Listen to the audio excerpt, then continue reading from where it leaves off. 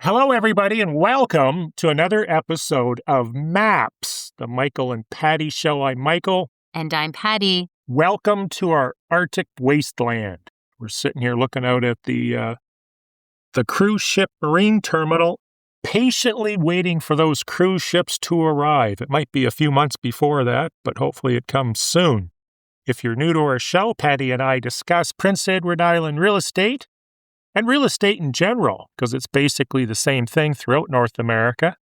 We've taken training all over the States and Canada, and it's pretty well the same thing anywhere you go, isn't it? The same principles and model applies, yes. So it's a big day for you today. Is it today or is it tomorrow? Your 16th anniversary in real estate. Congratulations. Thank you. And yes, I celebrated my 16th anniversary a couple days ago, actually. And it's quite the milestone. I remember, Michael, looking at you many years ago when you celebrated your 16th year, and I thought, I cannot imagine all the knowledge that he has acquired over the years, and one day I will be at that point. And now that I'm here, you're still just as far ahead of me. So, well, Patty, you'll still be a newbie until you have at least 25 years experience, so just keep that in mind. Of course. So on your year 5, you actually considered quitting real estate, which actually happens a lot. We're going to talk about that more towards the middle or end of this episode. But you did have an interesting story to tell us about that happened near the Confederation Bridge. And those that aren't familiar with the Confederation Bridge, what is it? It is the longest bridge over frozen or ice water. In the winter. In the winter. Not necessarily in the summer. And in the world. So what happened in Borden Carleton when you first got into real estate that made you want to just continue on forever? You're so enamored with the business, the excitement, and the fun aspects. No, it was one of my first sale closings, and it was a first-time home buyer. And I felt, based on my limited experience, because when you take the course, you feel, okay, well, if this is all I need to know, I'm good to go. And that is not the case in real estate. Most of your learning is learned once you're actually out in the field and in the business. And if you end up, like I know I did, seeking out third-party education all over North America. So this first-time home buyer, I'll fast forward to closing day. I made a mistake with my contract, which is why I am feeling I need to share this story. Within the contract, it had said there were going to be paver stones laid for the walkway because they were a little bit upheaved, and the buyer wanted to make sure they were all laid out and that flat. So I wrote the contract clause, but I wrote it very vague, again, not fully understanding and making sure it had the 5 components of a good clause, which we've covered in previous episodes. And so here we are, closing day, the client, and he brought his mother with him. They were taking a look. We're starting the final walkthrough, which what that is on closing day, you get an opportunity to view the property that you have agreed to purchase, to make sure that it's in the condition you agreed to purchase it in, that there's no new damage, that whatever, if there was chattels, they're still there. If it's just land, that all the trees still exist, and there's not a bunch of debris dropped off and dumped on there that will become your problem once the funds exchange hands. So as we're walking up to the property, the mother had made a comment saying, these stones, this is a mess.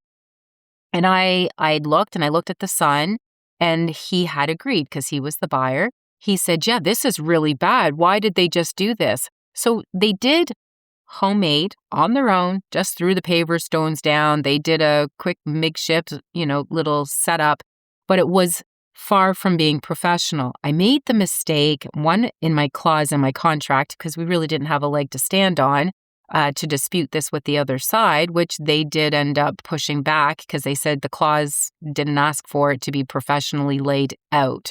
So I ended up taking the position going, well, we didn't ask for it, or you didn't ask for it within the clause. We just asked for it to be laid down. So therefore, that's what the seller did. The mother screamed profanities and yelled at me. I was actually quite scared to continue the walkthrough inside the home because I wasn't sure what she was going to be doing. I felt very unprotected when I wrote the contract, that I didn't have somebody kind of overseeing and making sure that I wrote a good clause, and because it could have been avoided. They did end up closing, and I don't think I ended up having a strong referral client or cheerleader as a result of that sale, and it all came down to the clause and how I wrote it. And I wouldn't even have used the word professional. I would have used something different without getting into a conversation about one word. But I also would have put in there at the sole discretion or approval of the purchaser on or before a certain date. And I would almost make that a condition that would have to be met prior to closing to make sure it's done well. Moving ahead, based on your experience, I'll answer this first. How would you have rewritten that clause? The way I would have rewritten it, I would just give them a price reduction, and then you're not get into this spiel at all. Give them $500 off or something, because there's always going to be a point of contention as to what their definition of putting the stones or bricks down and the vendor's ideal, because the vendor is going to do it as cheaply as possible. The purchasers they're going to want to do it as expensive as possible. A lot of times it's better just to say, what is this worth to you? $200 in labor? Fine. We'll just deduct that. You guys can do it yourself and whoever you want.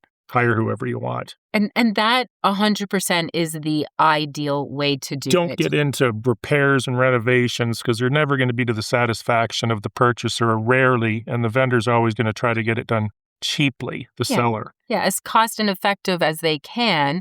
And unfortunately, like you said, the buyer is going to want it to look like it was, brand new, and the seller had a position, the buyer didn't, whether that was on me being inexperienced and new to not understand or know we should have just asked for a price adjustment, or, we should have had better wording in there with regards to how the stone, especially if the seller was already in agreement to doing this, how the stone was going to be completed. And I also like your idea that the clause should have been done, at least satisfied, whether it was in alignment with title search a week or 2 weeks prior to closing. That way we didn't have this little chaos storm on closing day. And the other thing you could do, if you did want to do that and the purchaser is insistent, is appoint somebody to do that job that is recognized in that field. So if you had someone that was an expert at putting down those types of sidewalks, then they would be the ones to be doing the work, but it still be at your sole discretion to approve the job prior to a date and or the closing. Yeah, and what I was also going to say, Michael, because this is something that you've always taught me, was that you should never, if you were a seller, just agree to write a blank check. I will do this work up until this, cost type thing, or, you never want to write a blank check and just say, yeah, we'll get it done. And what the seller may have thought was a simple couple $100 job turns into $1,000, but now they've committed, to the work, and, it doesn't create a good experience. So in closing this subject, if you did have someone do it, you identify who's doing it, when it has to be done, who approves the job, but you also have a monetary limitation that would be indicating I'm going to spend up to, say, $1,000, and anything over that is the responsibility of the purchaser. And then, of course, you always have to mention HST, because people get so forgetful about HST when they have to pay it. And they know they have to pay it, but they try to play the card of amnesia. That does. Particularly with professional services. Yes. Yep. You have a buyer from out of province, typically in the US or Canada, looking for a house, and they tell you that we want to look at houses with garages. What's the best advice you can give to them if they're looking for houses, not only in PEI, but the Maritimes in general? Well, there's not a lot of garages on properties. It's not something that you're going to see a plentiful amount. So budget to go ahead and maybe build one, adjust your purchase price on your property so that you could afford to do that. If the property allows it, you also have to get into zoning, especially if you're within the city. I will just tell you how, and this was told to me and I've had a few Islander clients over the years, and it was quite entertaining because I've never heard this in all my years, and I'm originally from Ontario. It's not a line that I've heard there, and it wasn't a line that I heard when I lived out in Alberta many years ago. But I had asked one of my clients, and again, this happened a few times, why don't you use your garage as a garage? And they said, why would I do that? They said, really what it is it's above ground basement, and that's how they use it. And I just found that so entertaining, and I thought, is this a one-off and this just guy's being kind of funny? But it's been told to me many times over the years, Michael, and that's what they refer to them as, just an above-ground basement, and they don't actually use them as garages and don't feel that they actually need to even build one on their property. For some reason, garages seem to be rare in the Maritimes, probably because of the expense. The point to this point is if you're going to be looking for houses, don't make it mandatory to have a garage because you're probably going to eliminate 60, 80%, depending on if you're looking for a house rurally here in the city. Anticipate building one. It will open the door to a lot more properties. You'll probably save yourself a ton of money, and then you can build the ideal garage, which is what I would want to do. Minimum 8,000 square feet, completely air-conditioned, heated with a little office bunkie. Wow, Michael, and that's a kitchen. A lot. But be mindful if you're buying in the city, because I've had it's been at least 10 years ago, I had a buyer that was looking to purchase a property in Charlottetown. This property had about a half an acre, or about 0.4 of an acre. And we felt pretty confident that there would be no reason, the way the house was constructed, there was ample space on the other side for a garage to be allowed to be built. Now, we were smart and we made it a condition within our contract agreement, because I don't want anyone ramming their grocery cart into me at the grocery store if they have an unpleasant real estate experience. So we did make sure that that clause was included within our contract, only to have the city of Charlottetown decline his building permit request to put a garage on this property. So please be mindful of that. Make that a condition of your contract, especially if you're looking in one of the city centers. And spell out what you're going to build as well, which the city and or the municipality or whoever the planning department is for wherever you're building, they're probably going to want specific plans as to the location, size, height, and all that sort of stuff. You're selling your house. Somebody says, I want to buy your house, and within the contract is a condition to sell their house. Inevitably, what happens, and this is why I hate these offers and rarely ever accept them, is the buyer usually has a dream price, a price on their house that's way beyond reality. And I've had this happen with people that own homes in Oakville, Toronto, areas that houses would typically sell within a week.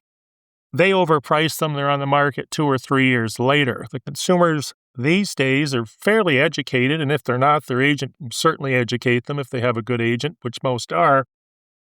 But if you are accepting an offer contingent on another house selling, make sure it's listed or will be listed on MLS. You know the price. You've talked to the agent. It's within market. And when is it going on the market? And if it doesn't sell and they say they're going to lower the price, make sure that's documented in your amendments as well, because Patty's recently experienced a situation where they said they would reduce the price on their overpriced house. They never did, and basically just wasted 6 months of the vendor's time sitting around for this rural house in another province to sell, which obviously wasn't at market value.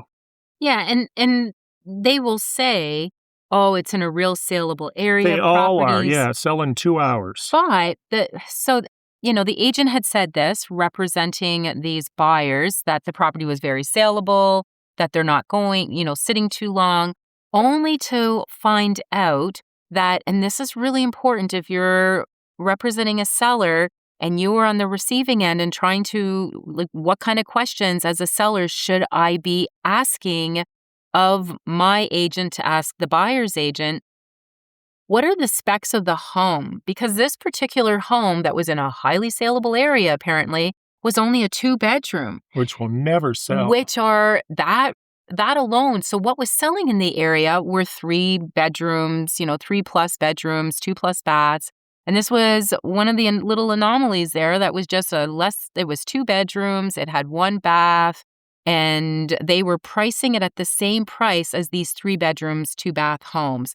So there was the breakdown in communication that, and maybe that's on me to have not asked, like, what are the specs of this home? We were just more concerned with, oh, it's going on. It's in a highly saleable area. That is great. And then as the process, played out and we realized all these little details, it just, you just set your seller up for failure, and it's very frustrating. So don't be afraid to put it in your contract if the house is on MLS that it's priced at X number of dollars. If there's a price reduction, find out what it is. Put that in the amendment that house is reduced to that price. Or don't sign the amendment until the price is reduced. You want me to extend your but sale then they of buyer's could reduce property? it, and then they could raise it later. Well, they could. You're right. Who would do that? It's done. Okay. Don't believe the story when people tell you can't go up. How often do you hear that? You can't go up. There's been all kinds of case studies done on properties that when they raised the price because they had no interest, it sold because there was a perception of, wow, this is expensive, so it must be nice. In fact, that was done in New York City. They had a bunch of condos, and they couldn't sell them, so they doubled the price and they all sold, or something like that. Yes, yeah. No, and I have heard situations like that. In fact, I actually joked around with you this week and said there's a property that's been sitting a little bit. I wonder if I need to increase the price, to which you broke out laughing. And I said, which you just never know, because in certain price points, people they don't realize that this is just high value and it's fair market value. Instead, they look at it like, well, maybe there's something wrong and here's the price point, so I'm going to stay in this price range. Or if you get an offer on a property and you counteroffer it and they don't go along with the counteroffer, that's fine. They walk away and then you raise the price by 20%. Okay, fair enough. Moving along, lawyer's office blaming real estate agents for not having a copy of the file. I know what I do. I document on a spreadsheet every single time I send any documents to anybody, so I don't get the old, I didn't receive the documents. Further to that, what I do is I track all my email, so it actually shows them when they opened it, how many times they opened it, if the email's been forwarded. So I have evidence that they've received the file. But inevitably, we get this from time to time from lawyers' offices. And one of the things I say to Patty, because I know she does the same thing, you document when you send documents and you track your email. Yeah, everything's all documented. Is there's so many points of reconciliation for this, and probably the most important is if I'm buying a house, it might be a good idea preemptively, we mentioned this in the last episode, to talk to your lawyer after the contract has all its conditions removed, maybe a week later or a few days later. Talk to your lawyer again, make sure all your ducks are in a row. If they need anything in the form of documentation or anything, you can provide that. The purchaser should have been talking to their lawyer, as well as the listing agent should have sent the files out, or the listing agent's office should have sent the files out to all the lawyers, as well as the purchaser's agents involved in this. So there's so many different points of reconciliation or contact. I have no idea how disorganized of a legal office you have to be running to claim that you haven't received the documents. There's just so many failure points that have to fail. Okay, so I am going to just interject here. And so You're not interjecting because I was done. Were you done? Okay, well, I wasn't sure if you were done. But so lawyers' offices, if you're an agent, first of all, or a brokerage sending, you should always put in your email and, of course, record it until you get confirmation. I always include in the bottom of my emails, please confirm receipt of this email. Don't just send something off and then hope they get it and send you something back. I always ask if it's something important, please confirm receipt. I even do that with, if I'm putting together a package for a client, please confirm receipt, because I don't want it to go to my spam. Just the other day, I sent an offer and it was about 8:30 at night. I sent it to a client of mine. I spoke to her the next day because we were in a multiple offer situation. And when I spoke to her about it, she said, well, you haven't sent me the other offer. And I said, yes, I'm sure I did. And it went to her spam, even though her and I had ample But communication. that's why we always text as agents to confirm. Well, and I also sent her a text and said the offer has been sent to you. So even if you do have lines of communication, emails can go to spam. You ask for a confirm receipt. Now, the other thing that I'm going to point out here is on behalf of lawyers, when lawyers have paralegals, they have assistants. If you're sending a file off, you should ask for their paralegal's email address because the lawyers, they're usually pretty busy, And Michael. that's usually on their website. Yeah, I'm going to just defend the lawyers here for a minute. They're usually pretty busy, and they, more times than probably not, assume that their assistant or paralegal has been CC'd. So therefore they don't, it can get missed. So that's what happened here, although it did go to the paralegal as well. And that's the frustrating part. We did make sure. Now, sometimes in lawyers' offices, you can have a turnover of 1 week, this is the paralegal or the assistant, and then, a week later or 2 months later, they've got a new paralegal or assistant. So you really should be reaching out to them, making sure when you're calling the law firm, I'm sending an offer or, a package or file to this lawyer. Is there an assistant or paralegal that we should be CCing in this email? That simple little task can save a lot of frustrations and properties sometimes not closing because the lawyers just said, I never received it. And in their mind, they really didn't receive it. And just before you get off the phone, what do you say to them? It's been a pleasure. Have a good one. No, Patty's got this issue with everybody telling her to have a good one now because that doesn't seem to matter where you go. They're telling you to have a good one. So Patty, have a good one. Feel it is proper grammar to say have a nice day or have a good day. You can tell this next story. This is about a wonderful lady that contacted one of Patty's agents and made massive demands. Yeah, so what happened was, and if you're a buyer, please don't feel that you can just call up the listing agent and demand that you have to show me the property, especially when you have your own representation and maybe it wasn't convenient for your buyer's agent, or maybe you didn't want to inconvenience them until you knew you were serious. This listing agent represents at the end of the day the seller. It is better practice for a buyer to have their own representation. Back in the day, it was more done than not being in what we call limited dual and representing both sides. But today, there's enough agents out there. There's inventory doesn't usually sit for years on end that you can have your own representation. So this particular buyer called up the listing agent and demanded and said, based on the Real Estate Trading Act and the Tenancy Act, that I know there's tenants, but I have every right to get in. I'm giving ample notice and you're going to show me the property.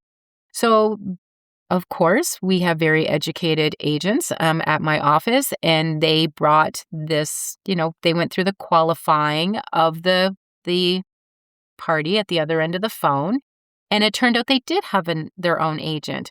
So nicely, it was suggested and recommended that you need to go through or should be going through your agent because they're doing themselves a disservice because they may disclose too much information. And at that point, the listing agent is, of course, going to release and disclose everything that this buyer's, throwing at them because that's the one who has the signed contract.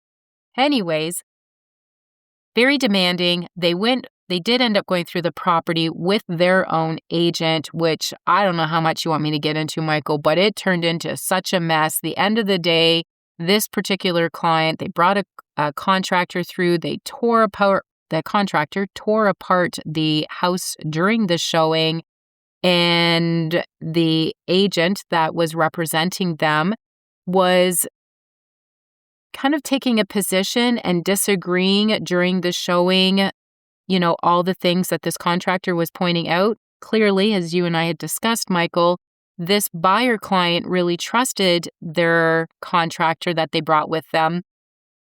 And in the end, because they felt that the buyer's agent that had been representing this particular buyer for quite a few years up to this point clearly didn't have her best interest, and they fired her. It was just such a... But this lady also said, I want to see it at this time.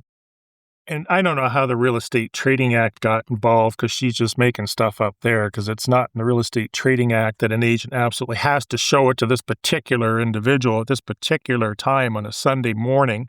And then she said she was going to come in with a lowball offer because she was going to pay what the house was worth, not what it was on the market for. And the list went on and on and on.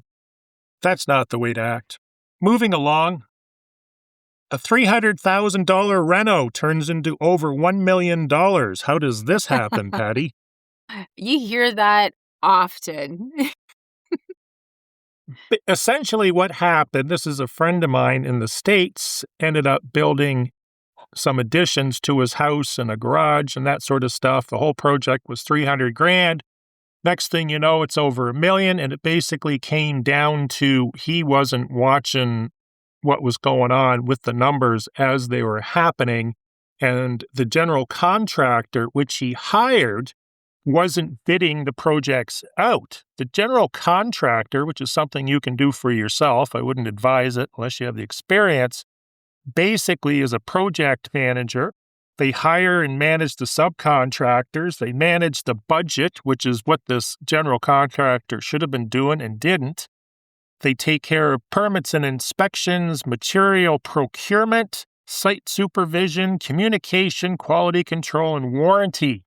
So the bottom line is, if you are going to be doing a $300,000 renovation or addition to your house, make sure your thumb is on top of the numbers and your general contractor is underneath that thumb to make sure you don't have these runaways in the form of more than 300%, which is just absolutely ridiculous. Now, I have seen this happen before in houses. I had one woman that tore the master bathroom ensuite out of the house, I think 3 times, and that house cost an extra $100,000 to build. That's probably something else you don't want to do, but I'd also just make sure that you're documenting any changes you're making to the original contract, because we know if you're listening to this podcast, you've documented everything, hopefully with the help of a lawyer, so there's no miscommunication or misunderstanding as to what needs to be done, how much it's going to cost, when it needs to be done by, and if there's any penalties for not having it done in a timely fashion. Yeah, and not, again, back to the blank check, because that's what it sounds like. Yeah, this is what I want done. This is approximately what it's going to cost. But then they just let their general contractor go at it. And $1 million, like that's, and I'm not sure if these numbers are just examples, Michael, or not. They are legitimate numbers. Okay. US dollars. Okay. My concern as well, there's an added layer to this, is this particular property owner that had $300,000, worth of renos, hopefully supported the area or the property, what their surrounding area, so that they could, when the day comes that they want to sell it, they never overdeveloped. They'll never sell it. Yeah, well, see, that's the concerns. That's where In fact, that's what I told him. I said, you're never going to sell this money pit. Because I think at this point he's got closer to $2 million into it. It started as a $750,000 farmhouse. That's really sad. Put a pond in. I just feel that's so unfair. I think the pond was almost $200,000. Well, these are things that you should be, if you are a property owner and you're looking to renovate, you can always ask a realtor, I'm looking to do this, this, and this to a property to, further improve it. What would be, the upper ceiling if I were to sell it? I don't want to overdevelop my home so that one day, and things happen, everyone says they'll be taking me out in a box. I'm not leaving this house. I am staying here forever. Things happen. We do end up moving more times than not. Average person today is staying in the home for about 9 to 12 years. Before, it used to be around 7, 8 years. We are staying in our homes longer. However, the day will come when you need to sell it. And I'd hate to see people, especially this just sounds like hundreds and hundreds of thousands of dollars of a loss that they're not going to get out. That's just very unfair. Getting into COVID times. COVID was a time where everyone was moving to Atlantic Canada and would pay anything for a house. And Patty and I were driving by a house the other day that CMA'd. The comprehensive market analysis, the price came out to be about $475. Patty thinks it was $675. She would be incorrect. It was $475. It was an old house that was renovated on a main road. Nothing great. And the owner decided, I'm going to put it on for $1 million. It's COVID time. Everything's worth $1 million. So we didn't list the house. Somebody else did. They ended up getting $975 for it, amazingly enough. All we can do is go by the facts and the data. COVID was really challenging in that sense that you would look at the facts, and the facts really didn't apply to COVID because of the fear factor. Now that house is vacant, empty, and it's on the market for you to pick up for only $1.2 or $1.3 million. The point to this is, this house was driven up 100% approximately by COVID, and now they want to get their exaggerated price plus $200,000 or $300,000 on top in their pocket.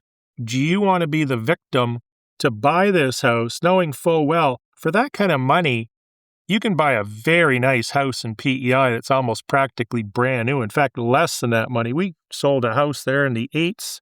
It's only a few years old. It had a beautiful media room. It was really outstanding. Far better neighborhood or location than this will ever be. So just be warned that if something's on for 1.2, 1.3 doesn't mean you're not buying a 475.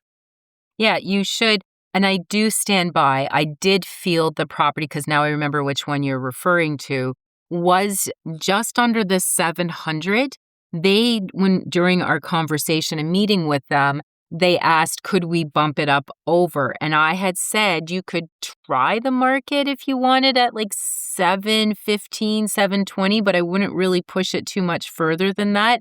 I was confident, Michael, that they had trusted us and that we were going to end up listing the property because, again, it wasn't our number, it was the market. These are not our numbers. Like, we pulled the data. I would have been really curious to see what that agent used as comparisons. They didn't. They just went in there and just basically told the vendor what they want to hear, which a lot of agents do. Yeah. What do you want to list it for? I want it for $1 million. Fine. Okay. Sign it up. Yeah, we'll get it. We'll get it on the market. Now, that's fine. That seller walked away with the jackpot winnings, but that buyer that is now stuck with this property. It's called hot potato. Oh, it's hot potato. Okay. Not good. So they're the ones holding the hot potato because now they're trying to recoup the money for that house. Yep. And they're going up against houses that are almost brand new for hundreds of thousands of dollars less. So my advice to our listeners, if you are a buyer and you're looking at a property, regardless the price point, you don't have to only concern yourself if it's a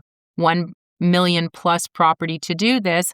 Always look at the history on the MLS, do a reverse CMA, see what this property could and should end up really, affording or faring on the market. And then you ultimately, at the end of the day, get to make the decision. If this is the house of your dreams and you don't care about paying $200,000 overpriced, then at least you're educated and informed. So make sure you ask, because this is what this whole podcast is about, is educating the consumer, making sure you ask the right questions so that you are knowledgeable and informed with regards to the decisions and choices that you make. We mentioned that you almost got out of the business after 5 years, which is surprising that you didn't get out of business after your Borden-Carleton experience with the sidewalk that wasn't completed properly. But real estate agents are running a business, and just like any small business, the failure rate is really high. The percentage rates, and this is according to the National Association of Realtors, which is where we grab our data from in most cases because they have a great data set, is 75% of new agents leave within 1 year, and 87% have left within 5 years. I looked back at my original class of 1998, and there's only 2 of us remaining. 2 out of 40. So your class had 40 students in it. Well, approximately. I don't remember. It was almost 30 years ago. Okay. Us and the other caveman sat around With looking your- at the drawings on the side of the cave wall. and your chisel while you are Slate. Everything was done in everything on slate with slate. a chisel. Well, when I took my real estate license back in 2010, there was 12 of us in the class, and there are 4 of us left at this point. And yeah, I did almost get out, like you had said, of real estate because people assume this is a license to print money and we just drive around in nice cars and, we have a pocket full of keys that we can get in and out of houses with, and we just cash big checks every day. And that's not the case. And in getting into real estate, I mean, I had moved here from Prince Edward or from Ontario.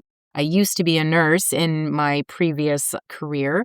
And the whole idea of actually having to prospect and what do I say and understanding homes. And, I was very appreciative of you, Michael, in the early years teaching me about alders and the way the trees were, blowing and why some of the older homes were, kind of set back so far from the water and why there was no windows on the sides of these homes that were facing the water. There was so much education and knowledge that I remember you sharing with me, but that still didn't help prepare me for 5 years into the business. And I was still starving. I still wasn't making, I would have made more money just working a mediocre job. So I made the decision, and I remember this was around June 2015, that I'm only going to do one more day, and because I can't do it. I'm a failure as a real estate agent. Powerhouse Patty's just a big joke. And that whole garden that I was looking after and fostering and nurturing relationships and just showing up and continuing to, do my prospecting, do my open houses, do any duty call that I possibly can, try to have a market, presence online. It did take those full 5.5 years before it came to fruition. And I started, my phone rang, I'm ready to list. And then the next day I had somebody else. And slowly by the end of July, because again, I was about to get out sometime in June, I felt like maybe I can hang on. And I had the last 6 months of 2015 turned out to be my best 6 months out of all my years up to that point in the business. And the switch just kind of flipped. So, and if I had given up before the switch flipped, I wouldn't be here today. Not in this capacity. So I'd have to find a different Patty. Yes, you might be doing this. Or it could be like the Patty at your Michael and Bob show. It could have been. And yes. Then we couldn't call it Maps.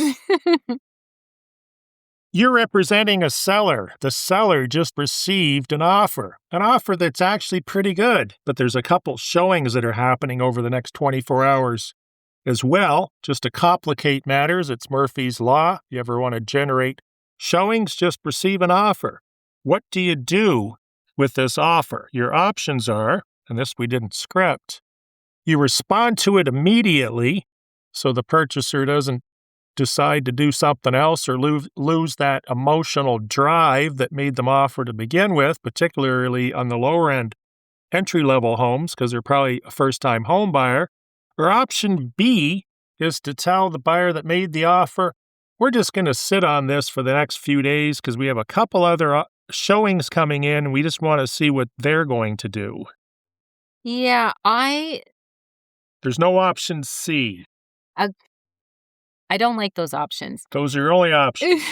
You either respond to the offer or you tell the offer you're going to wait. Okay, so what I would do... And it's a good offer. I would advise my seller, because it's not me making the decision and choice, I would, based on my experience, advise the seller, if that's who I'm representing, to counter back with the full price if we know they've got more showings happening.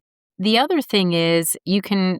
and I've done this, just, a little bit of delay tactics. because you can counter at any time. You don't have to counter an offer within the time frame that the buyer and the buyer's agents have stipulated or set out. You have until that expiration date, or the offer is open until this time, to sign and accept it. I typically would advise my seller to either counter back at full price, because that's obviously what they're looking for, and with the terms and conditions that they feel would be acceptable to them, or advise the other agent. And you've got an egg in the hand. You need to deal with that, Michael. I wouldn't typically advise a client to say, especially when you've had showings all along, well, let's just see if these other showings will create a multiple offer situation, because that could end up backfiring. And now the buyer that submitted the offer walks away, and the showings that happen going forward don't turn into anything. So you're not going to use the offer for a lever against the other two showings. Here's where this originated from. So there was an offer in on a property. The listing agent knew that there were showings that were going to happen within the 24 hours of this offer coming in. The listing agent failed to tell the buyer's agents on the showings that were all already in the pipeline or in the queue to happen that they received an offer, because what that would allow is those buyers to say, how long is that offer open till? Can I get in today? So that they stand an opportunity to actually get in on the biddings. But this listing agent, what they did was they went ahead and tied that seller up in a counter and didn't inform the buyer's agents that had showing scheduled, only to have, and I know one of the buyer's agents ended up reaching out to them and had to make an adjustment of the time. And at that time is when they said, yeah, that's okay, because we're in the middle right now of a counter offer. And the agent said, what are you talking about? I have a showing. You never said anything. Oh, no, it just came in today, so we've countered it. And I know this buyer's agent was extremely frustrated and felt, you should have notified me so I could have informed my buyer that there was an offer, because their buyer it was the only property they'd been waiting for, and this listing agent did a disservice to their seller, in my opinion. Let's get on to building a garage again. Okay. Or adding anything to your property. Let's say you want a whole family of baby barns, from a big baby barn to a baby barn, an infant barn. Okay. The agent says, that's no problem. You've got all kinds of room here to do whatever you want. What's the first thing you look for, particularly with rural properties? You look for restrictive and protective covenants, because they're going to tell you what you can and cannot do. And the second thing you're going to do is you're going to talk to the government, hopefully in person, to see if they will document or approve a building permit for whatever you're doing, whether it's putting up a fence, which usually isn't an issue, but it could be, with restrictive and protective covenants if it affects other people's views, sheds, outbuildings, gardens, putting the next 35 years of firewood there, abandoned vehicles, running a garage, a commercial automotive garage, all could be affected by restrictive and protective covenants. So you're a buyer listening to this, and you ask your can I put on a garage? Could I build, whether it's a little outbuilding, baby barn, what have you? You can ask your buyer's agent, especially if you've chosen to work with a newer agent that isn't very savvy. And again, this is all about making sure you know what questions to ask. You can ask your agent, are there any covenants? And if your agent says, well, I'll ask the listing agent, you can quickly say to them, could you just pull the deed? They have access to GeoLink here on Prince Edward Island, and they can pull the full deed. I wouldn't be trusting and going through all these extra layers. Your buyer's agent has full access if it's not attached to the MLS, because there are documents. And in my advice and recommendation as a listing agent, if there's covenants, the covenant should be attached to the listing. If there's any issues or property features, PCDSs and OrthoGeoMap, all of these should be attached to the listing. If the buyer's agent says to you, if you're a buyer, Well, there's no documents attached, so I'll have to go through the listing agent. You can just say, no, could you just pull the deed on this property and see if there's any covenants registered? Because it's going to be a long document. And if there is a Schedule B, which is typically what you'll see restrictive covenants registered under, because Schedule A is your written survey. Schedule B typically are your covenants. It will present itself there. And the older the subdivision, the lesser amount of covenants you usually have. Newer subdivisions, you can have pages and pages of covenants. But I find if you look something up from the 80s, it's like, don't own a horse. That's it. That's all the covenants. Yeah, I just read off some covenants to a gentleman that had called me the other day, and they are about 4 pages of covenants, and they still have no cattle, no sheep, no chickens. And why on no earth would livestock. you read somebody 4 pages of covenants? I didn't read all of them. They had specific questions and were asking me, again, specific questions, and that was one of the questions they had asked. They said, there's no livestock. You can't add that on this property. So he was going to start a mini farm. I don't know. He just was curious. So I sent him the covenants. Maybe he had a pet ox. I don't know. I sent them the covenants so that, again, it's time-stamped. If I had a pet pig and his name was Harold, would that be considered livestock or a friend? That's interesting because there's people now that have pet. My niece. I know. I had a friend that had a pet pig. Yeah. And my niece had a pet pig and she lives in Quebec and I just can't imagine. You probably want to clarify that. Make sure pet pigs are allowed. Patty, let's wrap it up. Thanks again for listening to another episode of the Michael and Patty Show, otherwise known as MAPS, PEI's podcast that helps guide and navigate you through the buying and selling and a little bit of Prince Edward Island. We appreciate each and every one of you for tuning in and listening. And just a quick note, we do have an extension of this podcast in Facebook. We have a Moving to Prince Edward Island spelt completely out from the Michael and Patty podcast.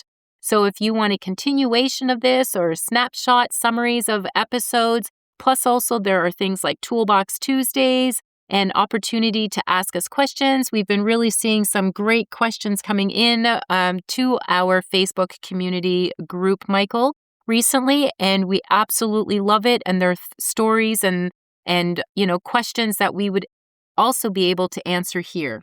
One of the questions that came in that was quite interesting, they're not going to find the answer too interesting, is they're looking at purchasing a mini farm. That mini farm's over 5 acres, so they have to go through IRAC, Island Regulatory Appeals Commission, which is going to cost them 1% of the purchase price just to make the application. They want to know what's going to protect them if they're turned down, because they don't want to lose their, in this case, probably $7,000 or $8,000 application fee. So we're covering that on the next episode. That's a great topic and conversation to be had. Thanks for listening. Have a great day. Have a great day, everyone.